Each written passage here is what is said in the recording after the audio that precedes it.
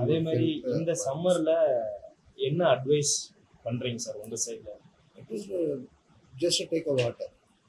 பாடி ஹைட்ரேஷனாக இப்போ வச்சுக்கோங்க. டீஹைட்ரேஷன் இல்லாமல் நிறைய தண்ணி குடிச்சு ஹைட்ரேட் பண்ணிக்கிட்டே இருக்கும், ஒன்றுமே ஆகாது. அது இல்லாமல் இந்த வாட்டர் வந்து தட் இஸ் த சொல்யூஷன்ஸ். இப்போது நம்ம இங்கே பார்த்தோம்னா இப்போ தான் அந்த கல்ச்சர் இருக்குது. இது நீங்கள் ஃபாரினில் எங்கே ஒரு கிரிக்கெட் மேட்ச் பாருங்கள், ஃபாரினில் யூகேல, யூஎஸில், ஆஃப்ரிக்காவில், சவுத் கொரியாவில் எல்லா கையிலும் வாட்டர் பாட்டில். எல்லார் கையிலும் இப்போ இல்லை, எப்பொழுதுமே அவங்களுக்கு கையில் வாட்டர் பாட்டில். அங்கே தண்ணி தாகம் எடுக்காட்டி அப்பப்போ குடிச்சிட்டே இருக்கும், ஹைட்ரேட் ஆகிட்டே இருக்கும்.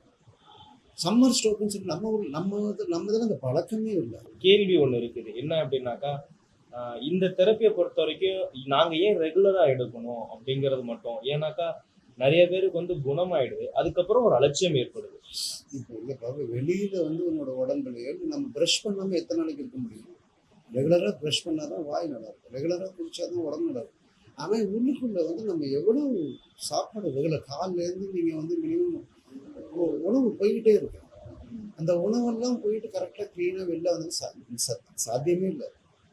அப்போது ஒன்று நீங்கள் கழிவுகள் கரெக்டாக வெளியில் வரணும், யூரின் மூலயமா, மோஷன் மூலயமா வரணும், ஸ்வெட்டிங் மூலியமாகவும் வரணும். அப்போ தான் அந்த பாடி இதாக இருக்கும். எப்படி ஏன் எக்ஸசைஸ் பண்ணவங்க வந்து எக்ஸசைஸ் பண்ணும்போது என்ன ஆகுது அப்படின்னு சொல்லி, ஒன்று அவங்களுக்கு ஃப்ளெக்சிபிலிட்டி கிடைக்கும், இன்னொன்று வார்ம் ஆகும் பாடி, அந்த டெம்பரேச்சர் கரெக்டாக இம்ப்ரூவ் ஆகி ஸ்வெட் ஆகி வெளில வரும். இப்போ நம்ம தெரப்பியில் எடுக்கும்போது என்ன ஆகுது, சைக்கிள் மட்டும் ஓட்டுறவங்களுக்கும் அந்த தட் இஸ் எக்ஸசைஸ், ஸ்விம்மிங் பண்ணுறவங்களுக்கு ஒரு எக்ஸசைஸ்.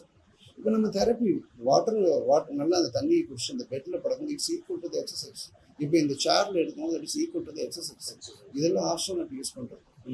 அப்போது நம்ம வந்து அந்த கழிவுகளெல்லாம் ரெகுலராக அது வெளியில் வந்தால் ஹெல்த்தி. Okay sir. இப்போ அங்கே ரெகுலராக வரக்கூடிய பையர்ஸுக்கு ஏதாவது சொல்லுவீங்களா? பையர்ஸ்க்கு தேங்க்ஸ். இன்னொன்று நமக்கு கிடைச்ச ஒரு நல்ல விஷயம், எல்லாத்துக்கும் கொஞ்சம் பகிருங்க. ஏன்னா உங்களை சுற்றி எவ்வளோ பேர் கஷ்டப்படுவாங்க.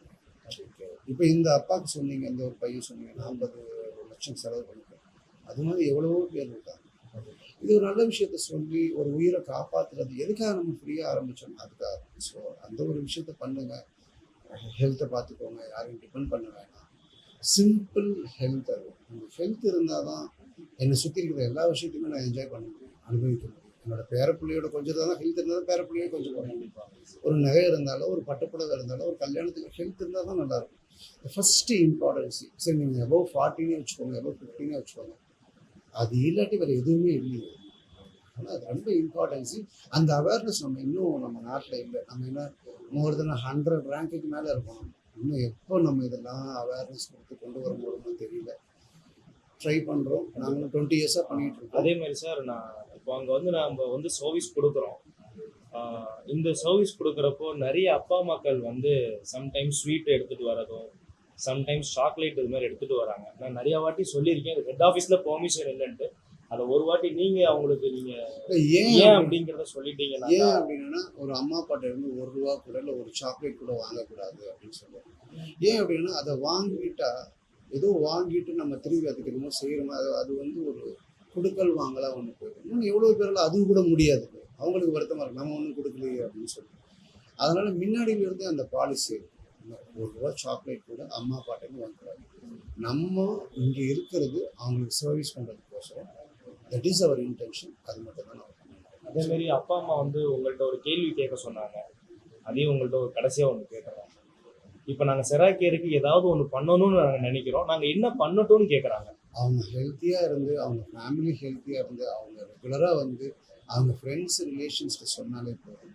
ஏன்னா இப்போ என்ன பண்ணணும் அப்படின்னா, நாங்கள் எந்த காரணத்துக்காக நாங்கள் அங்கே செராக்கர் ஓப்பன் பண்ணோம்னா, அங்கே இருக்கிற மக்கள் எல்லாத்துக்கும் இதை தெரியப்படுத்தணும், எல்லாரும் நேச்சுரலாக நல்லபடியாக இருக்கணும், ஃப்ரீயாக தரணும். அதுதான் எங்களோட இன்டென்ஷன். அதுக்கு அவங்கள ஹெல்ப் பண்ண சொல்லணும்.